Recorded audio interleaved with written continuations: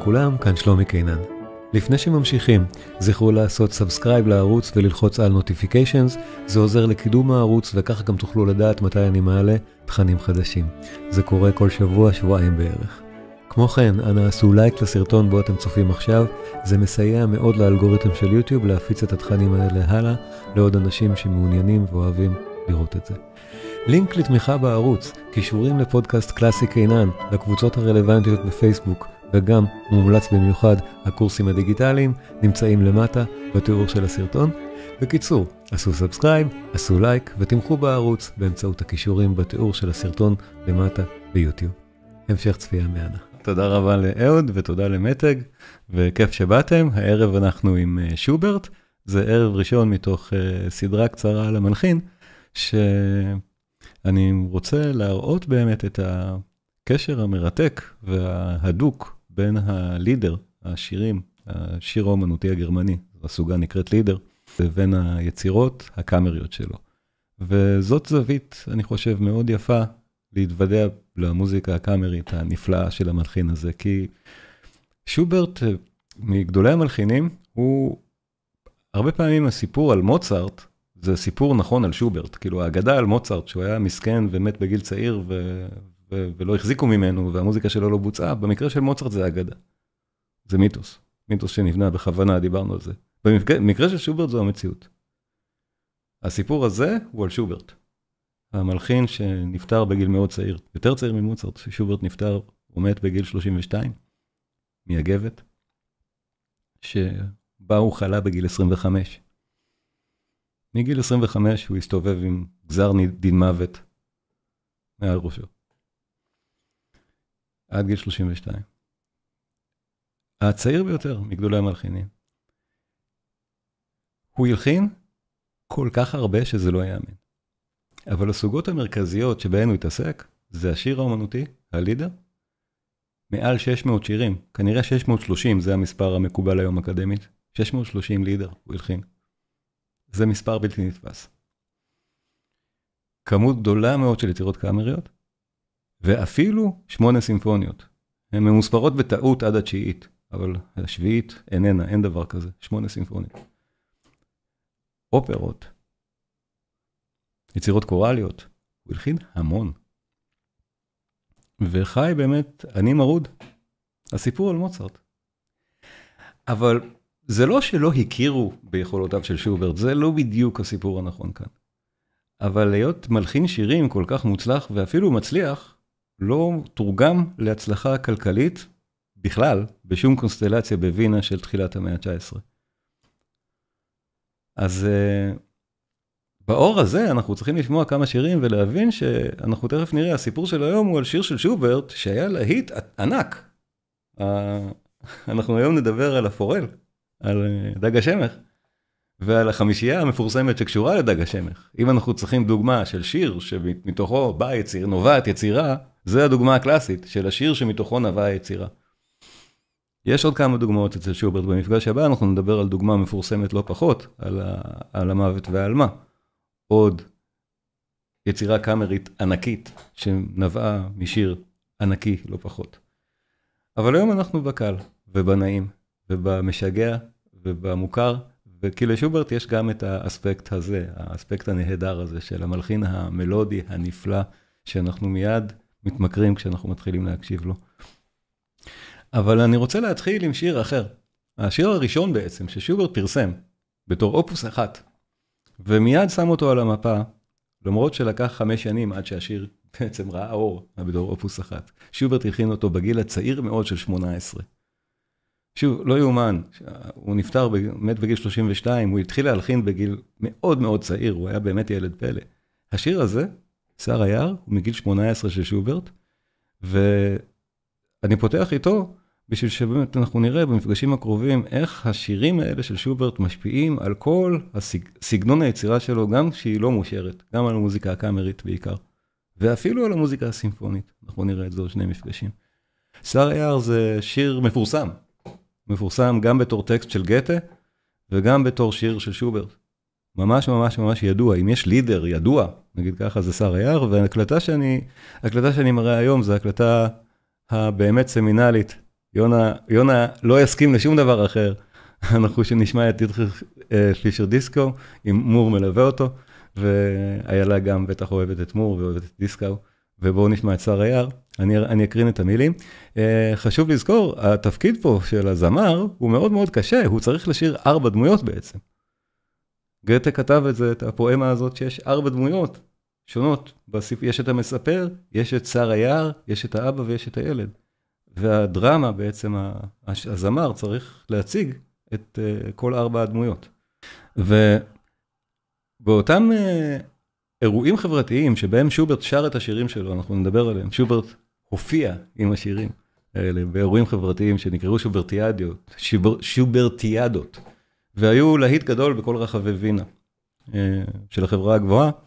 כששוברט היה מבצע את שר היער, אז אומרים שהוא היה שר את התפקיד של הילד, את התפקיד הגבוה, כי היה לו קול גבוה, כזה ששוברט היה כנראה יכול לשיר את זה שם. בואו נשמע ונראה את המילים, שימו לב לליווי הפסנתר, באמת שיר גאוני, שוברט בן 18.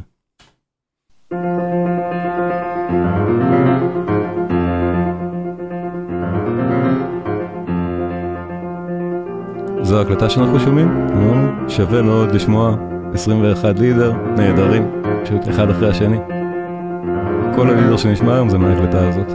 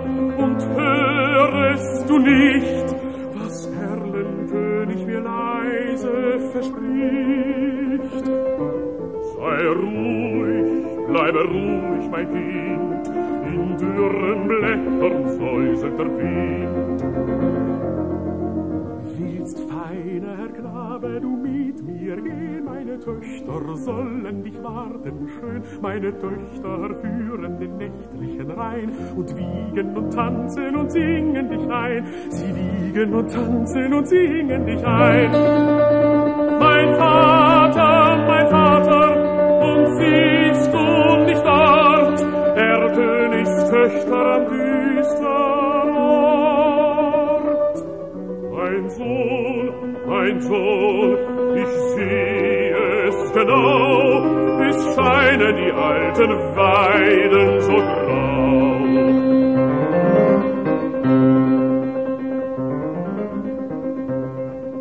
Ich liebe dich, mich reizt deine schöne Gestalt, und bist du nicht willig, so brauch ich Gewalt. Mein Vater, jetzt fasst mich an, Herr König hat mir ein Leid getan. Dem Vater grauset's, reitet geschwind, hält in Armen das ächzende Kind. Reicht den Hof mit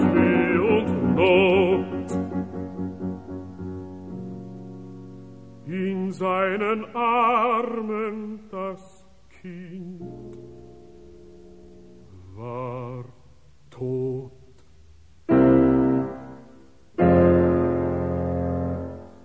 שר היער באמת חזק ובאמת רגשית, לא יאומן שזה בחור בן 18 שהלחין את זה.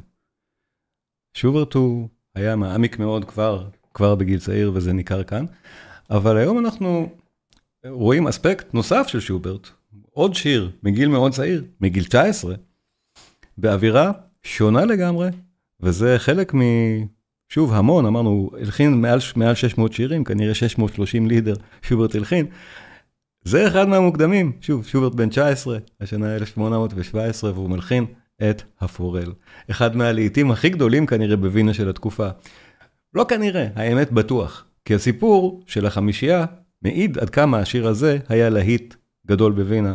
שוב, חבל, להיטים גדולים של אז, של תחילת המאה ה-19, אין זכויות יוצרים ואין זכויות על פאבלישינג של מוזיקה, הלהיטים של אז לא היו שווים כסף.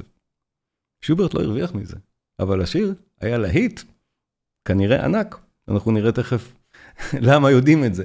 אבל בואו נאזין לפורל, אווירה אחרת לגמרי. זה אחד מתוך 20 שירים ששוברט הלחין באותו מקבץ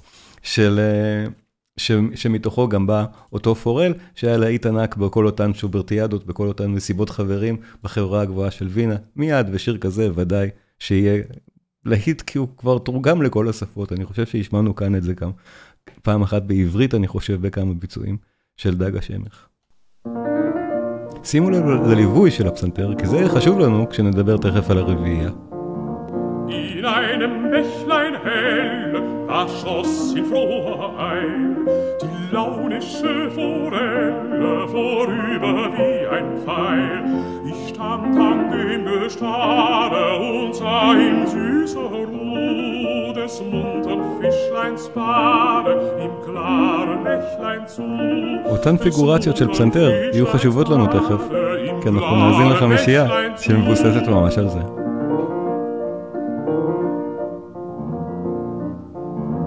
Ein Fischer mit der Rute wohl an dem Ufer stand und saß mit kaltem Blute, wie sich das Fischlein wand. Solang dem Wasser helle, so dacht ich nicht gebricht, so fängt die Forelle mit seiner Angel nicht, so fängt die Forelle mit seiner Angel nicht.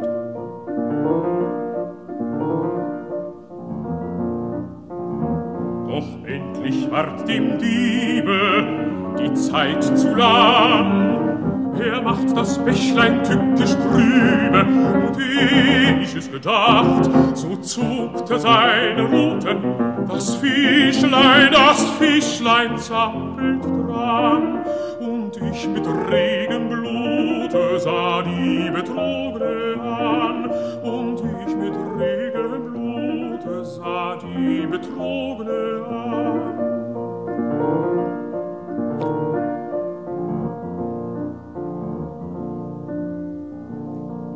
שימו לב, אני דיברתי לשים לב לפיגורציות האלה של הפסנתר, כי יצירה שבאמת קשורה לזה, זה אותה חמישייה שהיא מפורסמת לא פחות מהשיר, או אולי אפילו יותר, אני לא יודע אם משהו יכול להיות יותר מפורסם משיר כזה, אבל כן, החמישייה היא ברפרטואר הקאמרי העולמי, זה אחת מהיצירות אולי הכי מבוצעות שיש ליד חמישיית הקלרינית של מוצרט כנראה, זו יצירה באמת מאוד מאוד אהובה, מאוד מאוד פופולרית, למרות שהיא כתובה להרכב כלים קצת משונה עם קונטרבס.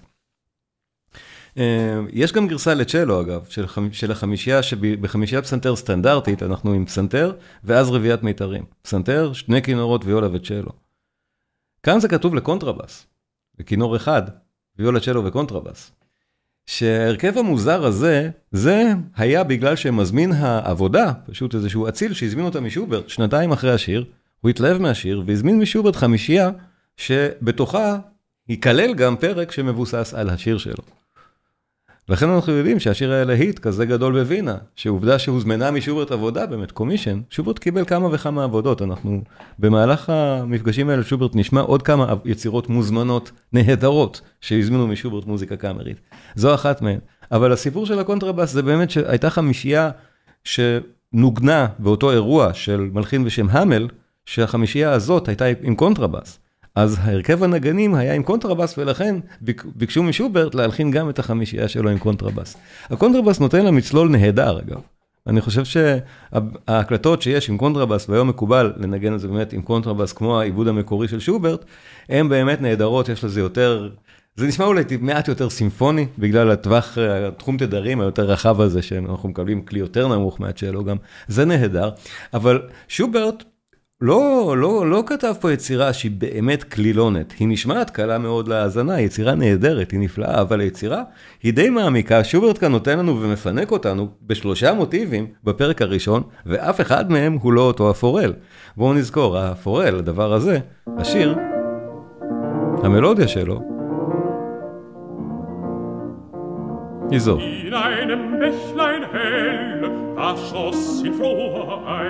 המלודיה הזאת לא קורית בפרק הראשון, לא בשני, לא בשלישי, אלא רק ברביעי. מה שכן קורה בשאר הפרקים זה כל מיני פיגורציות מהליווי הזה, שאנחנו שמענו למשל באמת את אותו ליווי של פסנתר שמתחיל את היצירה, ושימו לב את האינטרו של החמישייה, עד כמה הוא מזכיר באווירתו את מה ששמענו עכשיו.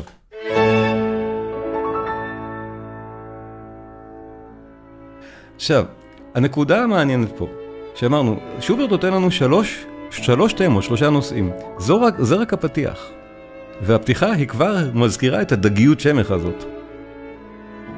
באותו ליווי מפכפך של הפסנתר. אבל הנושא הראשון מתחיל אחרי הפתיחה, נושא ראשון נשמע ככה.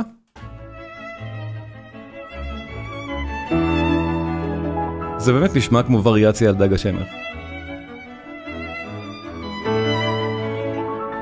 נושא שני, מדליק ומקסים לא פחות.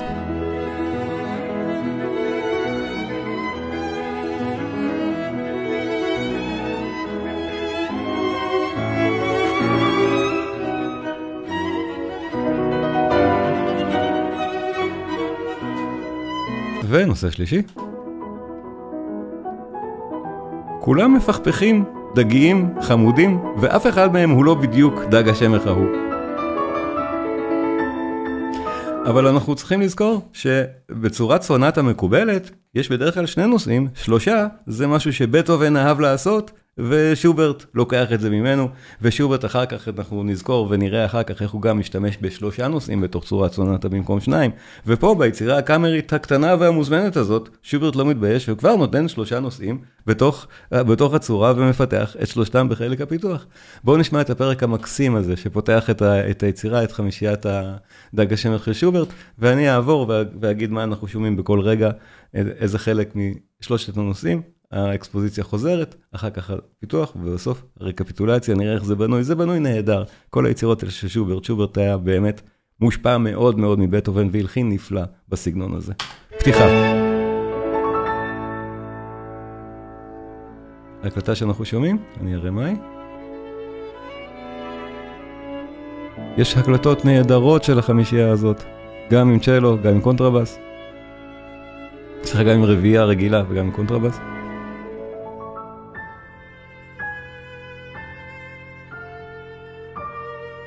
אבל זו הקלטה מומלצת. זו הפתיחה. עכשיו אנחנו נשים לב שברקפיטולציה, כשהכל חוזר, הפתיחה היא מקובצת. היא תהיה רק ההתחלה הקטנה הזאת, וישר הנושא הראשון. כרגע אנחנו בפתיחה,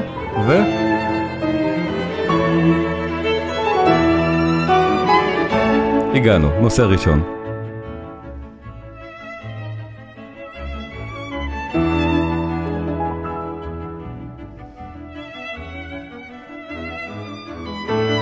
אמרנו, שלושה נושאים, כל אחד מהם יותר מלודי ויותר מקסים מהשני.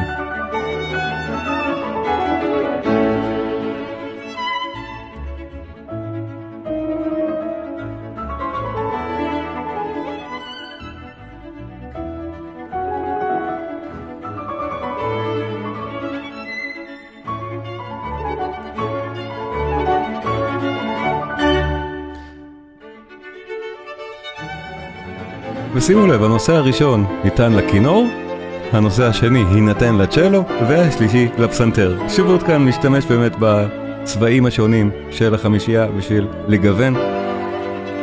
והנה אנחנו מגיעים לנושא השני, הלירי יותר, זה שמנוגן על ידי הצ'לו, עכשיו. יפה כל כך. ואותו ליווי מפכפך של הפסנתר, זה בדיוק כמו הליווי של השיר, אותם פיגורציות.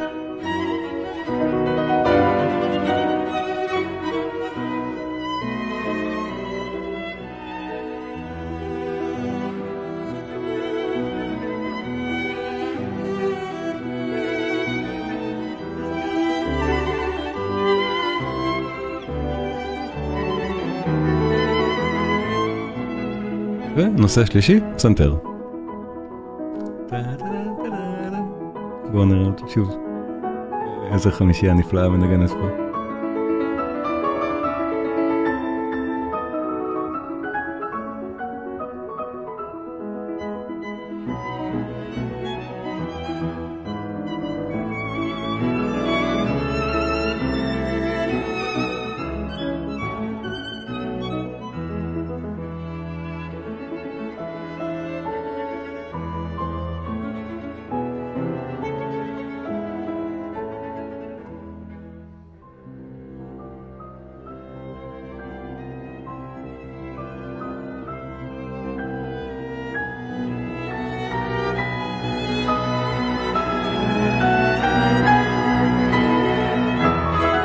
ועכשיו אנחנו מגיעים לסיום האקספוזיציה, ואז שוברט נותן לנו ראקספוזיציה. האקספוזיציה חוזרת פעמיים, עם אותם שלושת הנושאים מסודרים בצורה דומה.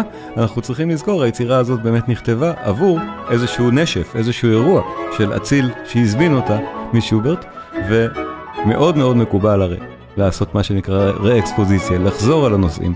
ובגלל שיש לנו כאן 3 נושאים ולא 2, שוברט מרגיש שבאמת ראקספוזיציה זה רעיון מצוין, שככה מאזינים יזכרו יותר טוב ויכירו את 3 הנושאים, ובשלושתם כל כך מקסימים, אז למה לא לחזור עליהם פעם שנייה? אז שימו לב, אנחנו עוברים עכשיו עדיין לא לפיתוח, אלא לראקספוזיציה, כולל הפתיחה.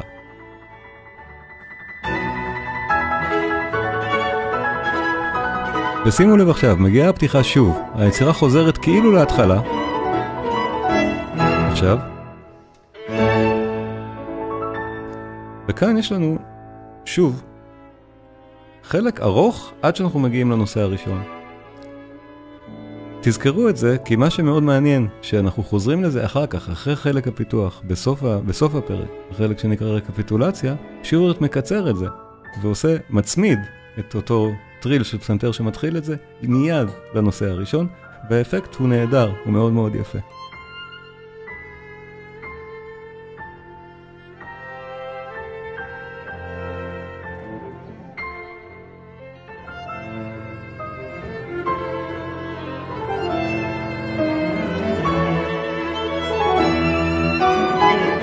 ואנחנו כבר מכירים אותו, הנושא הראשון הנהדר הזה.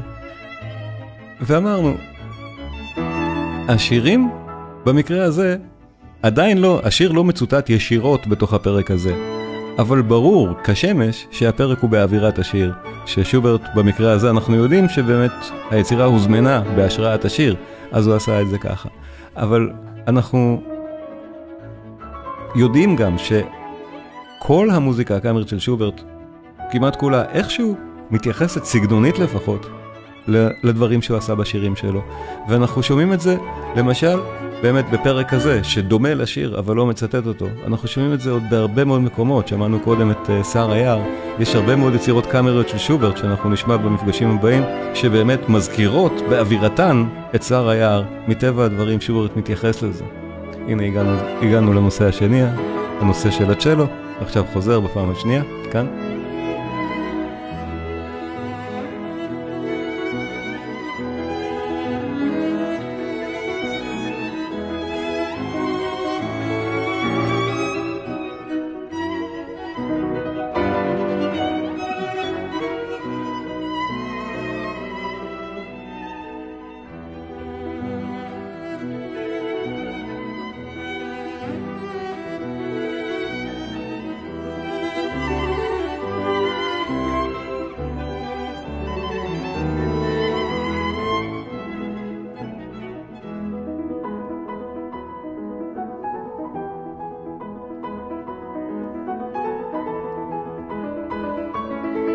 יונה המליץ על הוידאו עם הישראלים ברנבוים, פרלמן, צוקרמן, דפרה ומטה בבאס.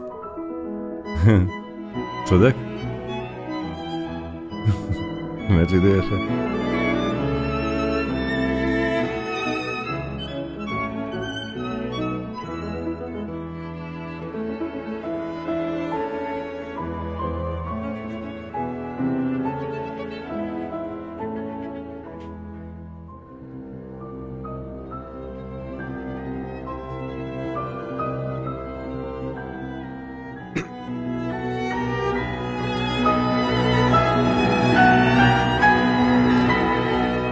ותכף נשמע שוברט מפריד נהדר את החלקים. יהיה ברור ממש כשניכנס לחלק הפיתוח שזה חלק הפיתוח. המוזיקה נעצרת ומשהו משתנה ומשהו קורה בה.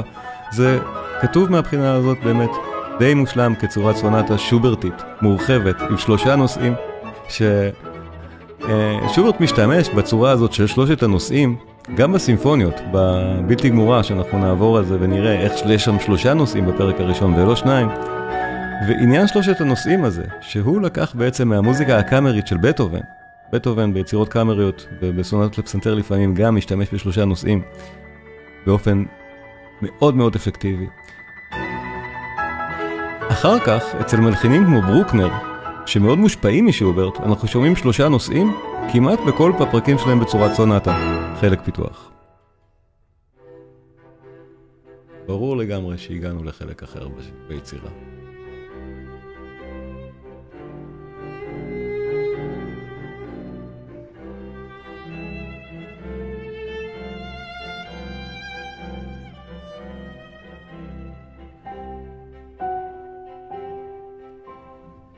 אנחנו יכולים לשמוע נהדר איך הנושאים משחקים זה עם זה, מתפתחים אחד ליד השני, אחד על השני, ושוברט הוא כל כך לירי, הוא כל כך יפה תמיד.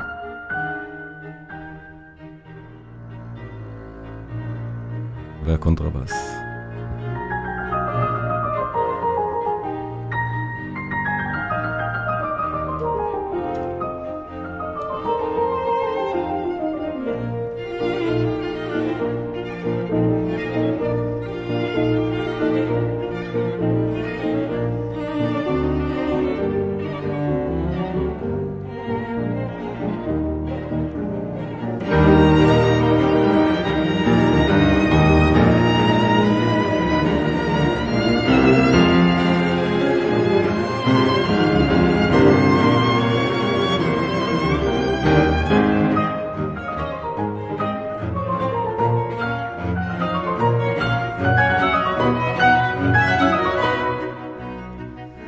וברור ששוברט מפתח את זה כבר לפי הכללים הבטהובניים, לא המוצרטים.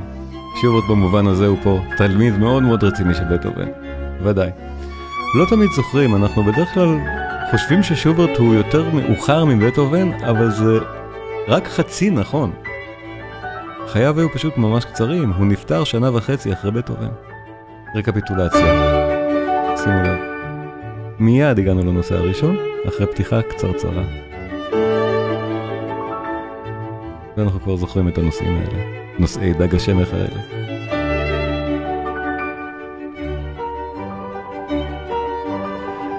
כל כך יפה. ועוד משהו שוברטי מעניין, שבטהובן לא נהג לעשות, ושוברט עושה כאן, זה שהרקפיטולציה היא בסולם אחר מאיך שהיצירה התחילה. וככה זה נשמע יותר קליל באמת לקראת הסוף. שוברט עושה את זה ביצירות קאמריות מוקדמות הרבה פעמים, והיצירה הזאת היא באמת אמורה להישמע קלה. זה נהדר. 3 נושאים, 3 תמות, ועדיין שוברט מצליח לשמור את זה קליל ונפלא.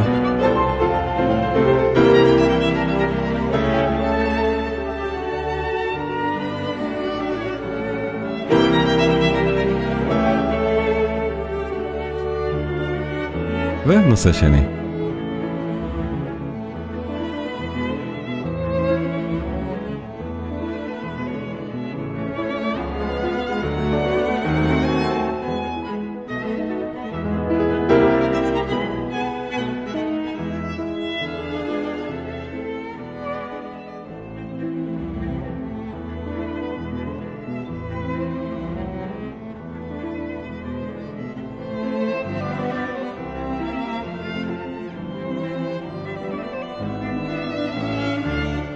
ונושא שלישי, אנחנו זוכרים אותו, הנושא של הפסנתר.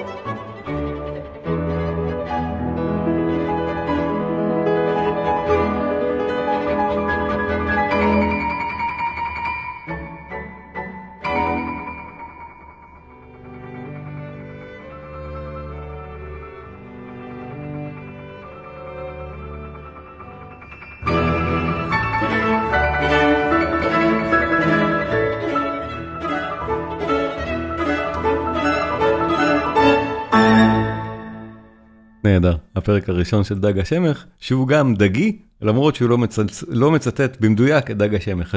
הציטוטים המדויקים יגיעו עוד מעט. היצירה היא בת 5 פרקים, אנחנו נשמע היום 3 מתוכם, כי באמצע אני רוצה גם להשמיע את הסקרצו הקצר, וגם להראות איך כאן שוברט משתמש בצורות האלה של בטהובן נהדר. סקרצו, טריו, סקרצו. הסקרצו כזכור זה סוג של המצאה של בטהובן. שוברט קורא לזה גם כאן כבר סקרצו, וברור, הסקרצו מתחיל, הטריו זה החלק באמצע, והסקרצו סוגר, זה מין מבנה של א', ב', א', בדיוק בצורה הזאת, והסקרצו הבאמת מדליק וחמוד של החמישייה הזאת.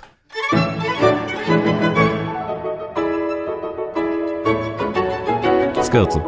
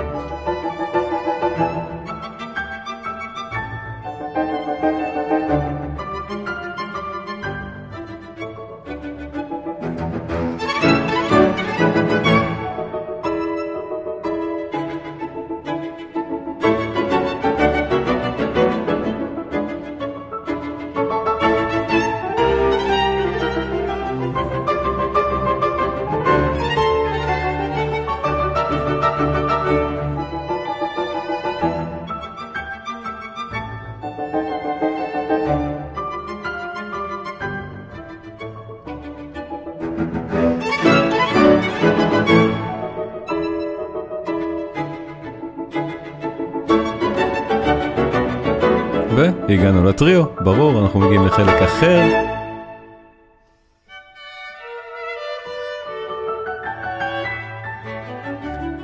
נהדר לפי הדגם הבטהובני, וזאת עדיין יצירה של שוברט המאוד מאוד צעיר. את השיר הוא הלחין כשהיה בן 19, זה מגיל 21.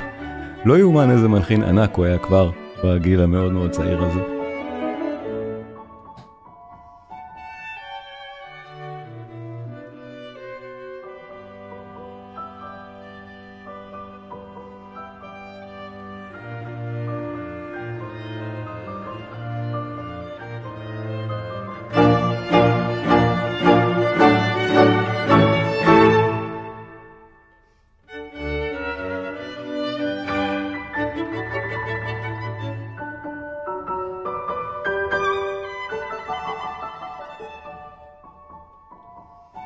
ויש לנו עדיין, שימו לב, אנחנו באותו עולם, באותה אווירת צליל. שוברט משכיל לעשות את היצירה הזאת כולה בעצם, סוג של וריאציה במטה על דג השמך, למרות שזה לא ספציפי כאן.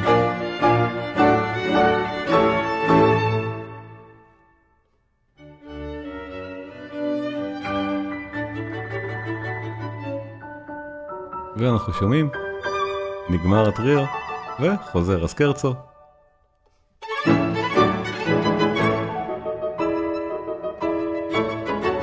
שוברט מאוד מקפיד על צורה ומבנה ביצירות האלה שלו, והאמת שלכל אורך הדרך, שוברט באמת מקפיד על צורת סונטה, על הצורות האחרות, במקרה הזה סקרצו וטריו, עוד מעט נשמע נושא ווריאציות, ומה שהיה באמת חסר לו, ושהוא רצה ללמוד אחר כך ולא הספיק, זה קונטרפונקט.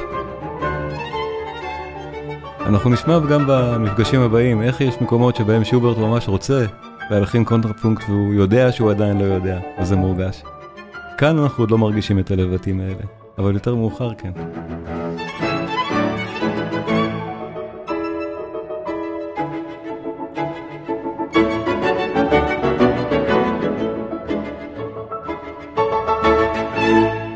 והפרק הרביעי, הנושא הוא וריאציות, שזה כנראה מסמר הערב באותו אירוע, באותו נשף, שבשבילו היצירה בעצם מוזמנה.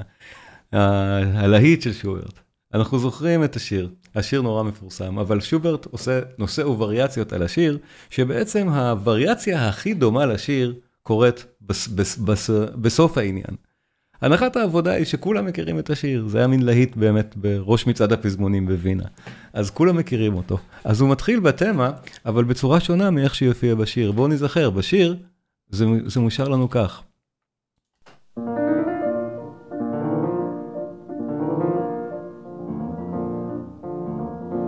In einem Bächlein hell, da schoss in froher Eil die launische Forelle vorüber wie ein Pfeil. בחמישייה, מתחילה כך, הפרק. ברור שזה מנגן את הנושא של השיר, אבל מעובד שונה לגמרי מאיך שהשיר היה. ולגרסה שתהיה יותר דומה לשיר, שוברט יגיע באחת הווריאציות. אז הוא עושה כאן מין משחק מאוד יפה מול קהל שהוא כנראה יודע שהוא מכיר כבר את השיר הזה. הרוזן הרי הזמין את השיר הזה בכל מקרה, אז הוא מניח שמכירים את זה ושהתמה כבר מוכרת וניתן לעשות עליה וריאציות. אז כך הוא מנגן לנו את התמה ופוצח בסדרה של 6 וריאציות נפלאות על אותה התמה. באמת לפי אותם כללים בטהובניים של נושא וריאציות. שימו לב, יש לנו פה יצירה שבנויה ממש כמו יצירה של בטהובן. הפרק הראשון בצורה סונטה, השלישי סקרצו וטריו, זה נושא וריאציות. בטהובן ומוצרט בדיוק בנו את היצירות שלהם כך, גם היידן. אז שוברט במובן הזה הוא מלחין קלאסי לגמרי, למרות שאנחנו שומעים פה כבר בחלקי הפיתוח ובפואטיקה ובליריות המאוד ספציפית, במודולציות האלה של שוברט, כבר אנחנו שומעים את שוברט הרומנטי, אבל המבנים הם קלאסיים לגמרי. נושא, תמה.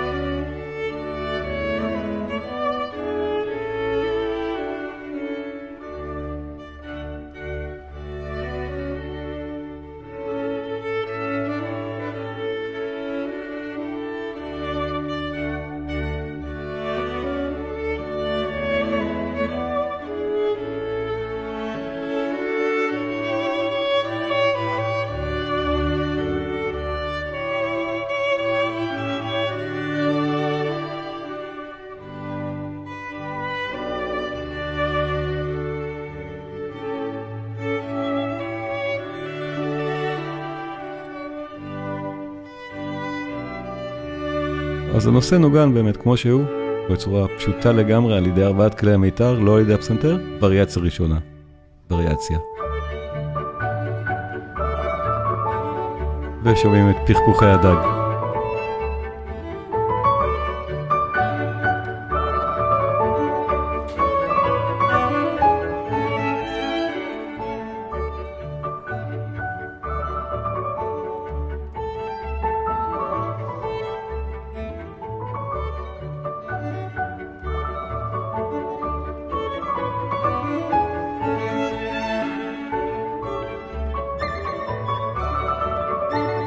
שימו לב לכינור, מה שהוא עושה זה נהדר.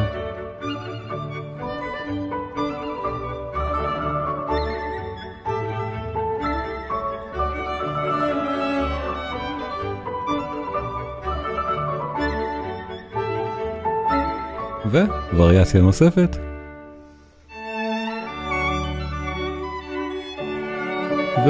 הוא עושה מעשה מוצרט ומעשה בטהובן, כל וריאציה ווריאציה היא נפלאה בזכות עצמה.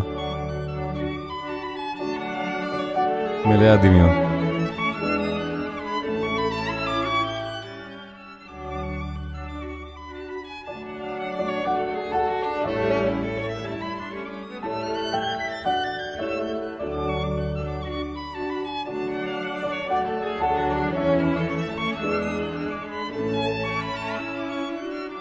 נפלא מה שקורה כאן, פשוט נהדר.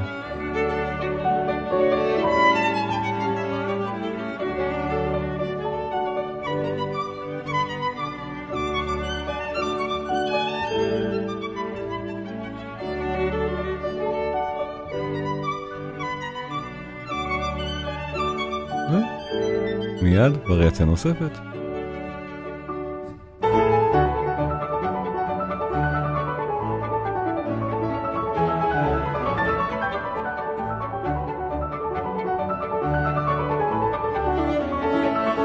שימו לב כמה קונטרבאס מוסיף לאווירה של חמישייה כזאת, שהקונטרבאס מנגן נמוך ועד שלא יכול לנגן מעליו.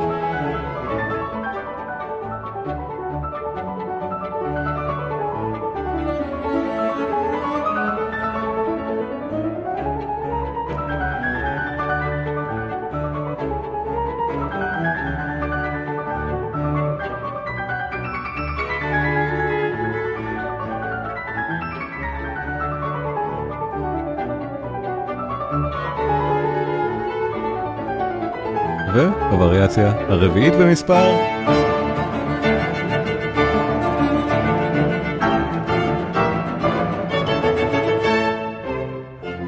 וזה גם נשמע כמו חלק פיתוח. שוברט משכיל כאן לעשות עוד דבר שבטהובן היה נוהג לעשות. הווריאציות האמצעיות בתוך נושא וווריאציות נשמעות באמת כאילו שפיתחנו משהו. שלקחנו את הנושא ופיתחנו אותו. זה מזכיר גם צורת סונטה. וזה נהדר.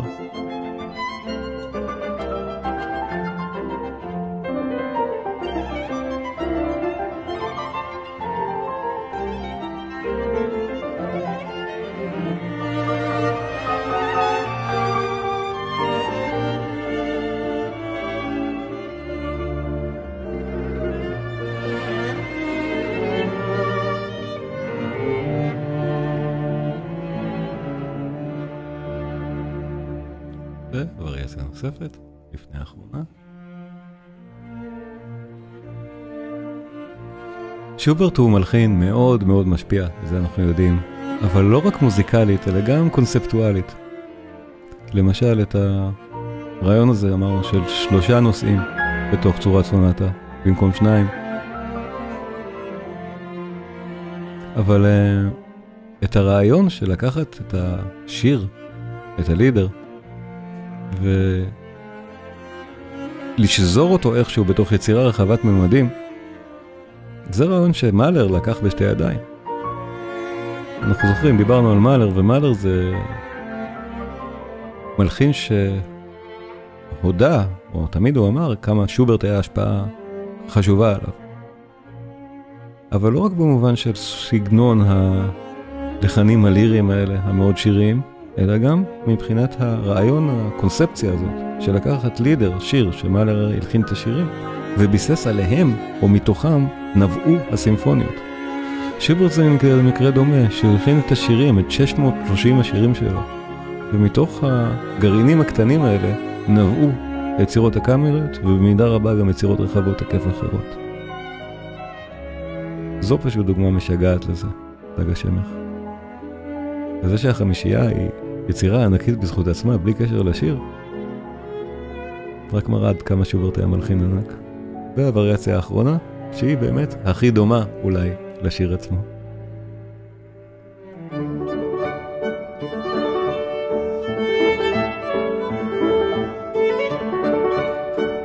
שוברט מחייך אלינו כאן, מחייך אל הקהל. סיימנו בשיר.